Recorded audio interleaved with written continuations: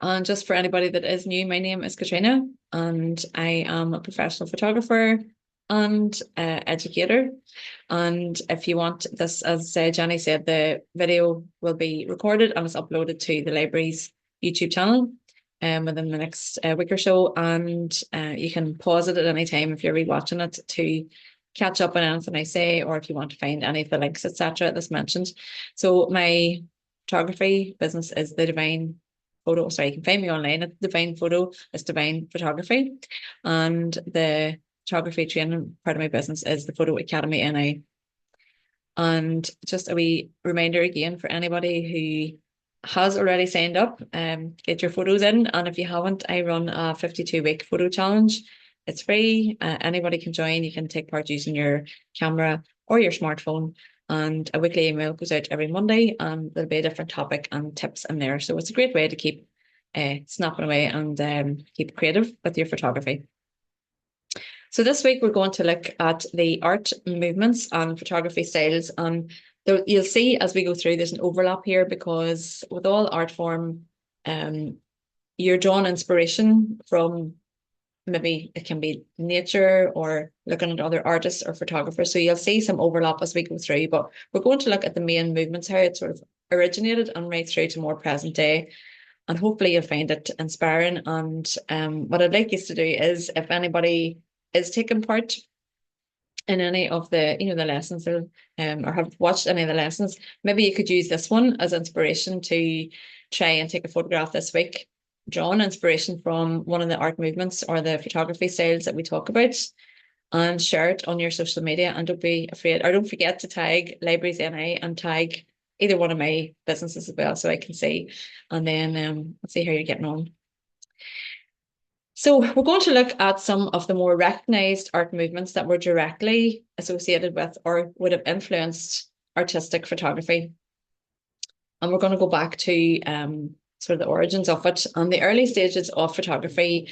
If you remember, if you watched some of the earlier lessons, the photography really started around the 1840s to the 1860s. And at that stage, photography was more about the technical and the more chemical side of it, as it were, where you were creating an image, but there was no real artistic thought at that stage. It was just about capturing the image. And then as technology developed, then some of the pioneers of photography, then they strove to create more technically advanced images, but then down the line, they started to see it more as an art form. So the original type of photography that you would have had, excuse me, was known as straight or naturalism. And it was really a strict representation of what people would see when they looked in front of them, basically. So it could be nature or a person or objects. And it wasn't manipulated in any way. So you'll see images are just like a snapshot, I suppose, of what they could see in front of them. And the idea was to strive towards the most faithful rendition of what was in front of the lens. So this image, just trying to minimize this down a wee bit, was in 1886, and this is Gathering the Water Lilies, and this is by Peter Henry Emerson. So you can see very straightforward. Now there is obviously a bit of thought to composition, and obviously it's black and white at that stage, so you can't really see the colors, but it is just a snapshot. It is what it is, but technically, for that time, it was a decent photograph. Then we move forward then to maybe the mid 1860s, starting to go into the 1870s, and Henry Peach Robinson, and he then started to encourage photographic artists to explore the use of more soft focus photography, and this was known as pictorialism. And again, I touched on this in one of the previous lessons. I think it was the portrait photography lesson, if you want to learn a wee bit more about that. And he suggested that they study great works of art and then apply them to their images. And in a way, this is where I mentioned at the start, the photographer, it wasn't really just so much about the technical or how you combine the different chemicals to create an image. It was more where you were starting to introduce like an art form as such to it. And then the most probable influences at the time were Romanticism in terms of the art movements, Romanticism, the pre-Raphaelites, which were in England in the 1848s, and then the Symbolists were in France from the 1880s to 1890s. And this image was taken in 1899, and this is Leonard Masson in Waterloo Place. So one of the, I suppose, infamous photographers associated with pictorialism was Julia Margaret Cameron, and we have mentioned her once or twice before. And she was noted for depicting, again, the soft focus type of images. And she got her influence from the Bible or literature and from art as well, and used maybe very dramatic scenes and thought about the lighting and used quite mysterious type of lighting. And then they were also at that stage trying to use different photographic techniques where they were combining multiple images or multiple printing techniques, sorry, to create like a montage effect. And then you'll find that then the artists were then using the photographs that were being created as inspiration for their work as well. So it was a two-way process. If anyone is interested in art, then you probably might be familiar with this piece. It's I love this painting. It's by John William Waterhouse, and it's The Lady of Shalott, and that's from 1888. So you can see beautiful colours in it, the composition, and then the more romantic type of expression on the person's face, and there's been thought given to what she's wearing, etc.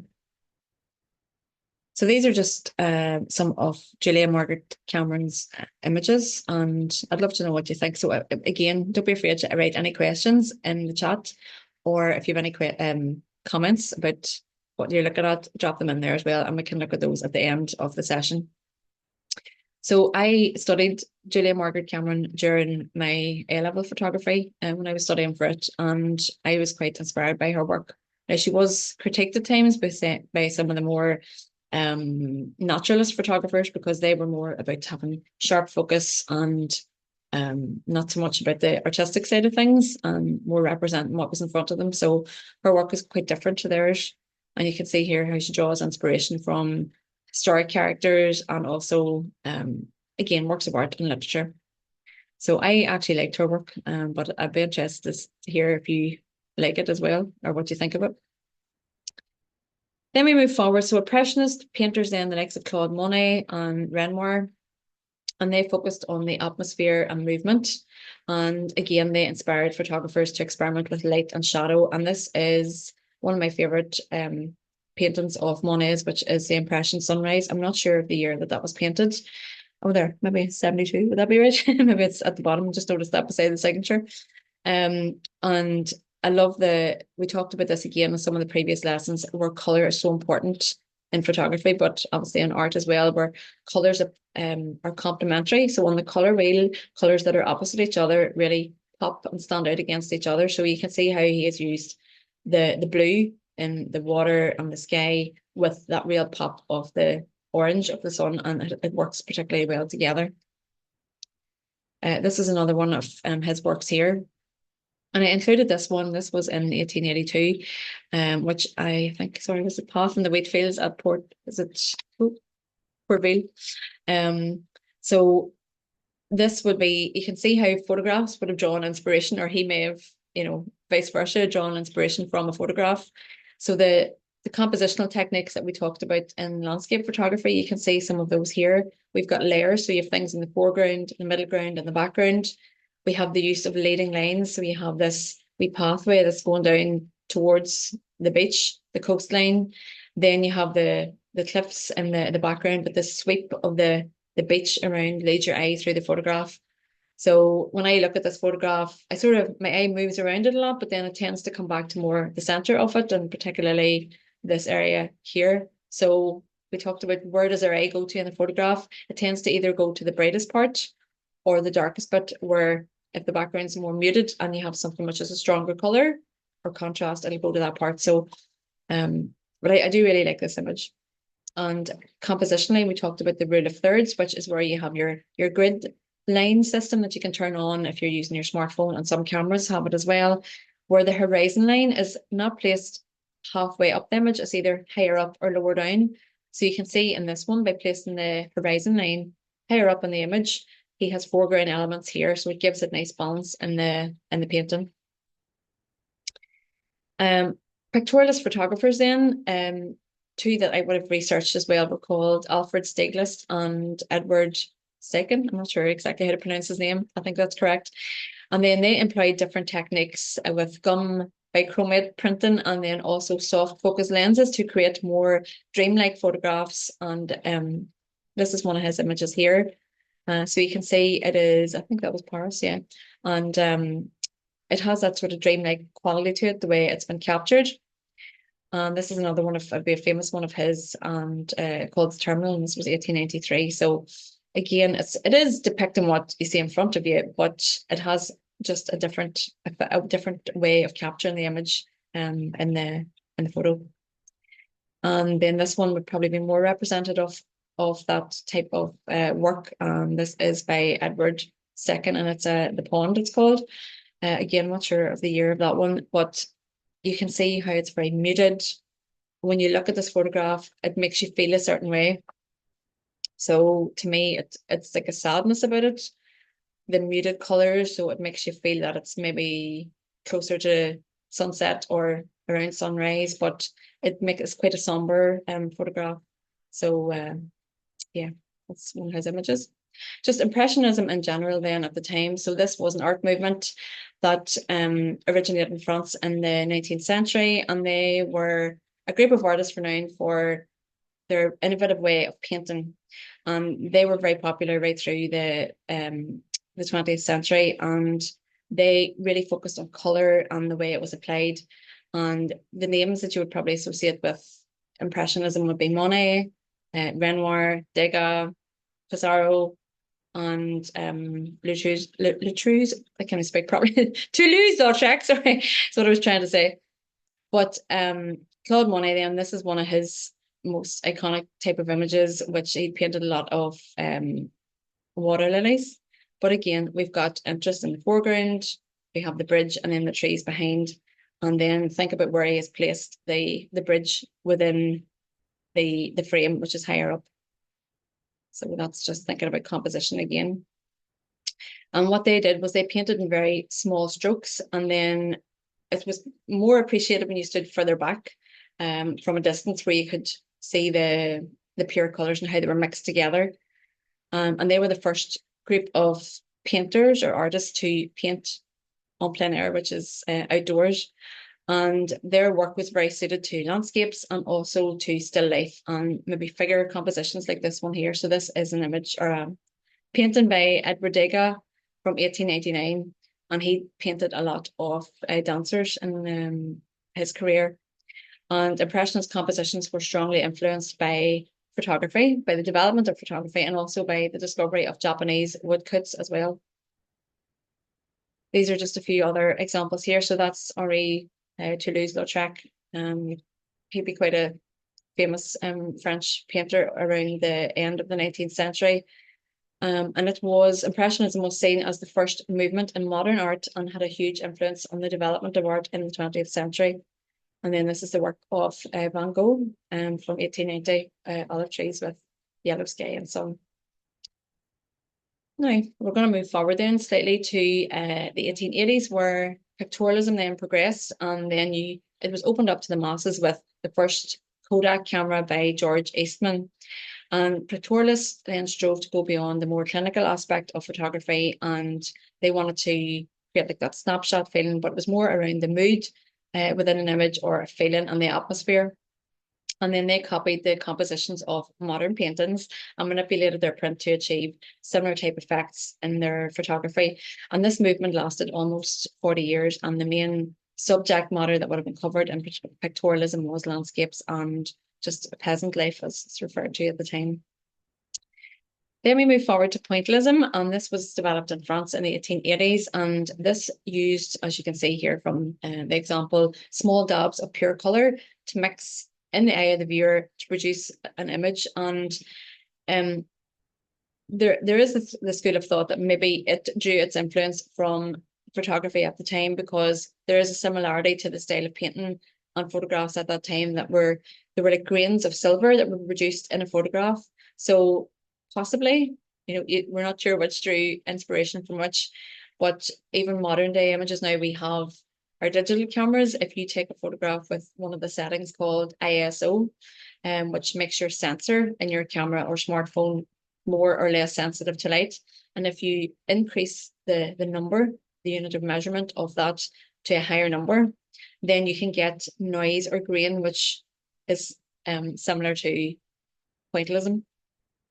So I have to say now, me personally, I'm not a huge fan of this style of art, but I'd again like to hear what you think about what it was, again, inspiration. So moving forward then, again, we have the linked ring, which was formed by George Davison in England, along with other members of the Royal Photographic Society, who objected to the more technical emphasis of the society. And the first members of this group were Julia Margaret Cameron again, and Henry Peach Robinson that we talked about as well. So this is one of their, I'm not exactly sure what it is, but maybe it's a flyer or something from the time, which it looks very like Art Deco almost. And then the membership of the group required that you state that you believed that photography was an art form as opposed to just being a technical subject. And they held annual exhibitions from 1893 to 1909, and they called these gatherings salons. So if you're interested in photography now, and you maybe are a member of a camera club, and you might enter competitions all around the world, you'll find the name salon in a lot of the competition or the societies that host competitions. So it still carries through to this day. And then it was also borrowed by the world of painting in an attempt to demonstrate their artistic purpose. Then the photo cessation movement then was founded by similar name again, Alfred Stieglitz in New York in 1902 as part of this pictorialism movement, and he published photographs by the group in camera work and exhibited works nationally and internationally. I'm not entirely sure whose photograph that is actually. I forgot to put, sorry, the who took that image, but you can see how it is again, that whole representative of that pictorialism style. Then we move forward to the start of the 20th century. There are different techniques were introduced, so and different movements. So Futurism then was originated in Italy. I'm going to try and pronounce this fellow's name, Giulio Bragagli, and he used multiple exposures and time-lapse techniques to show movement and more dynamism in still photographs. And then he worked with his brother, who was also an accomplished photographer, to develop a method of capturing movement that they called photodynamism. So you can see here where they would maybe use take multiple exposures, which means that they would take a photograph. If anyone watched I think it was the last lesson we did, one of the tools that you use in Snapseed is called double exposure, which is where you're combining two images together. Well, it harks back to film cameras, but also even back to older cameras where they were using multiple exposures. So basically they were exposing whatever they were capturing the image on to light more than once, and then they could combine like different scenes to create a more futurist approach. So this is photodynamism. I actually quite like it. Obviously it depends, and this is with photography and art, or any art type of like sculpture, whatever. It's very subjective. So what one person might like, someone else might not like. It's not right or wrong, it's just different. And I think it really depends on what, again, the purpose. I go back to lesson one, is what's the purpose of your photograph? So is it for creativity? Is it for yourself to express yourself artistically, or is it for a specific purpose? So if you're going to use it for business purposes, then depend on what your sorry, lost the train of thought here, the industry that you're in, then it will vary what type of photograph that you might want to use. So this is another example here of photodynamism by that same photographer. So you can see how he has captured the same person moving within the shot. So it's a very shift, or it's a shift from the more traditional type of photography into something a bit more abstract. And then we move forward again to the first I suppose, landmark type of abstract photography experiments, and they were in the start of the 20th century, and they led to the creation of, they're called photographs, which is an example of one here. And this was created by Alvin Langton Coburn, and he carried out a number of experiments to try and create these. And they are seen as the world's first truly, sorry, I'm going to take a drink of water. Truly abstract photographs, and they remain to this day. I mean, that when you look at this image, it's full of impact. It really makes you stop. I think it's probably not to everyone's taste, but again, I like it, and you can have an appreciation of it. You may not think, oh, I might want that on my wall at home, but you can still appreciate the techniques that went in and the artistic thought that went in behind the photograph. And it's great to have people who are continually pushing the boundaries and being pioneers. So he also invented an instrument, which is like, if you're familiar with the kaleidoscope, which is, if you look into it, but it creates like, it's like it can be different shapes, but it can be triangular or hexagon shape. And inside you have the different, like a mirrored effect. So he created this kaleidoscope type instrument with 3 mirrors clamped together, and they were fitted over the lens of the camera, and this would then refract and reflect light. And this is called your rotoscope. So to this day then, photographers try and, again, draw inspiration from older techniques that were developed. And some people would use prisms now, which is like a glass prism, which is just a triangular shape of, we can get different shapes, but the one that I have is like a long triangle, and that you would incorporate that when you're taking photographs to try and create more abstract and creative type shots. Yes, the word for photograph, the name for it came from the word vortex and referred to the emotions and the expressive power of artists attempted to unleash in their works. And this is another example here. So you can see they're more abstract. And again, when you look at a photograph, if you are going down the abstract school of thought, it's good to have it that it makes the person think. When you look at it, you think, what's in that photograph? That could be anything. It's just called photograph. So, and that's from 1917. So it could be possibly a staircase. It could be a doorway. It's hard to tell really what that is. Moving forward then slightly further, we had Dadaism, and then you had Dada photography, and this was around 1918.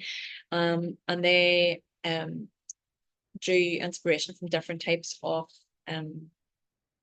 belief systems. So you have like our artistic movements. So we have surrealism, nihilism, which was a philosophical belief that life is meaningless, and then you have more radicalization, which is like extreme views.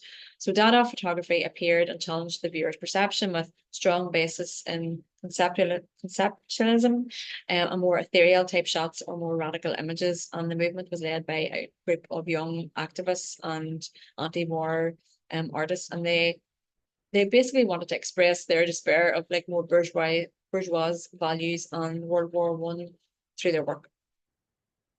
And you may have heard of one of the most prolific contributors to Dadaism, which was Man Ray. And he was an American, and he moved to Paris and became part of the Parisian Dada and Surrealist circles of both artists and writers. And their aim of the association was the freedom to experiment with different types of media. And during this period, Man Ray produced these, they were called photograms, which he then called rayographs after his own name.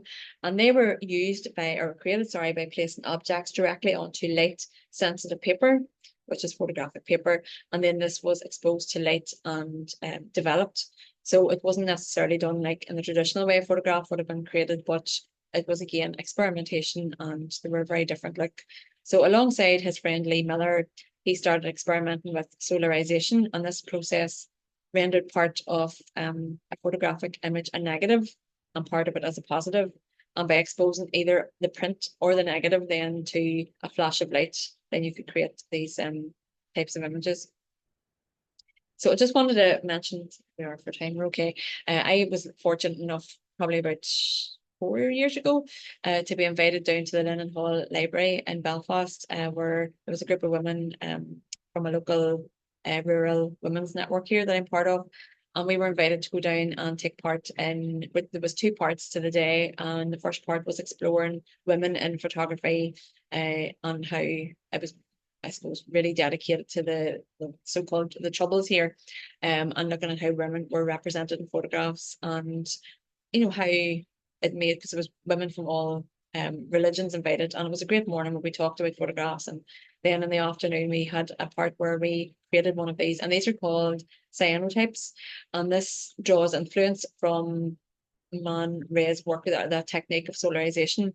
So where you're basically, you take a sheet of photo or light sensitive paper, and then you could either do it in the room we went outside, and you place objects on top of the paper, and then it's exposed to sunlight, and then it creates you this image where you then go into the darkroom, and then it creates these images which are quite blue in tone, where hence the name cyanotypes. But it was lovely to be part of that what do you say, experience. And then the images that we created are part of an exhibition that's been held, or the archive, sorry, I should say, with the Lennon Hall Library.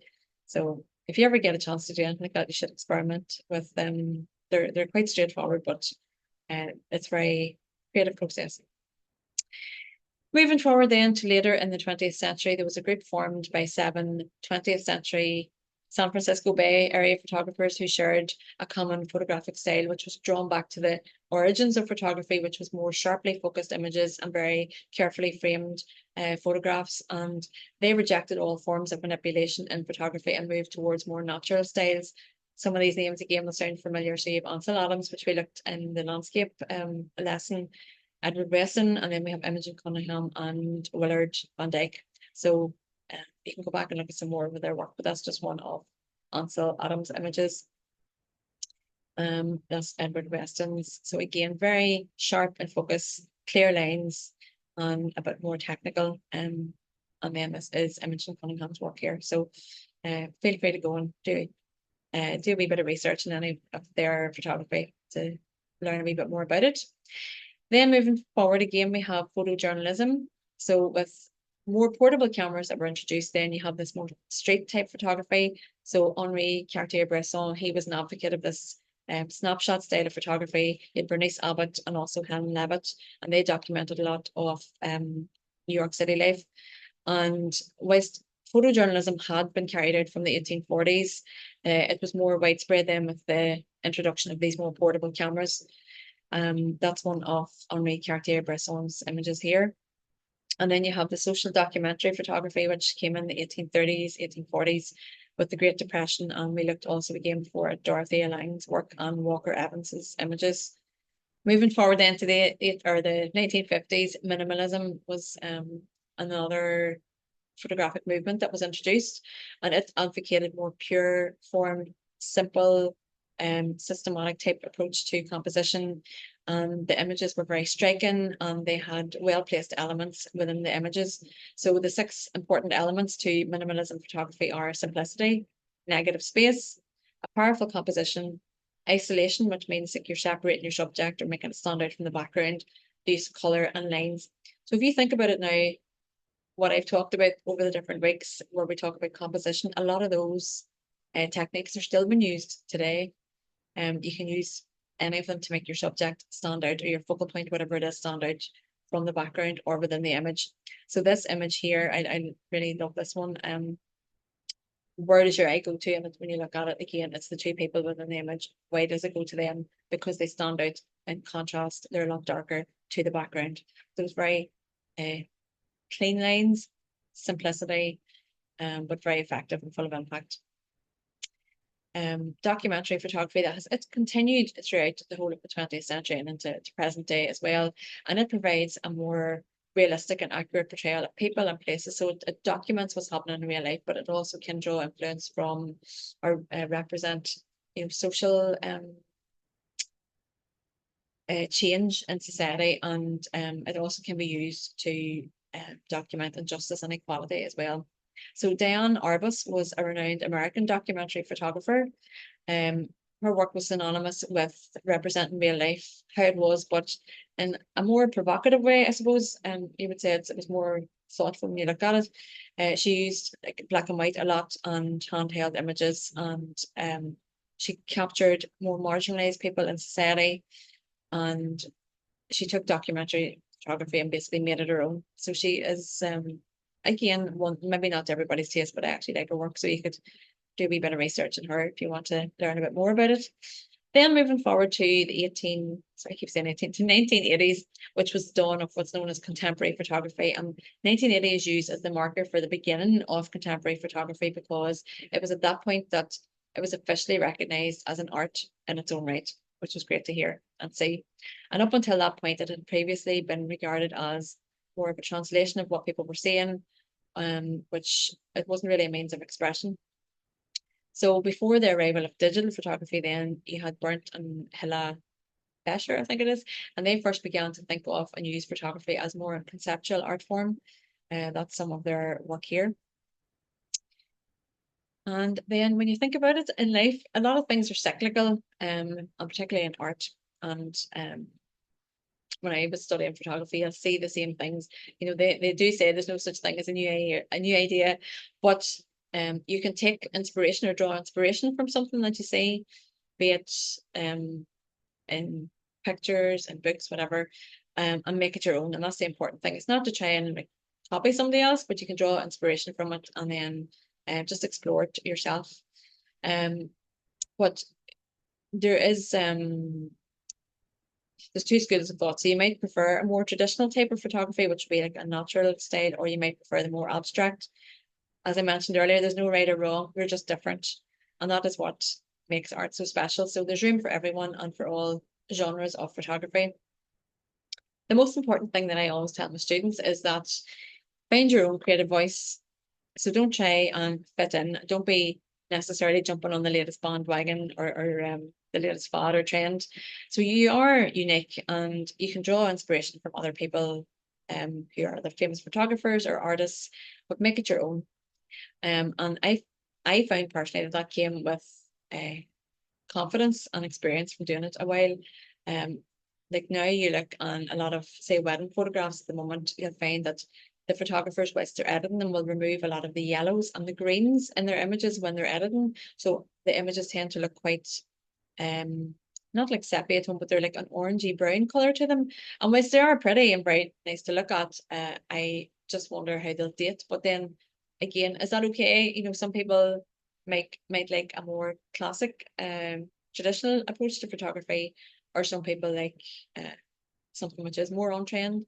There is no right or wrong. It's a bit like architecture when you think at it. Some houses you can look at them and it could be, you might think it's an older house, but it may be harder to date when it was built. Or you look at something which is very cutting edge and you could date it to like maybe the 70s or the 80s or whichever decade that was built. So I would recommend that you experiment and find your niche and think about what you want your images to say and what you feel most comfortable in portraying. And whether you follow the trends or forge your own path is totally up to you. I personally like images that stand the test of time if I know it's for my clients that they're going to be printing them. But if it's something for me to display in my home or to sell for more abstract type of work, then that's equally good.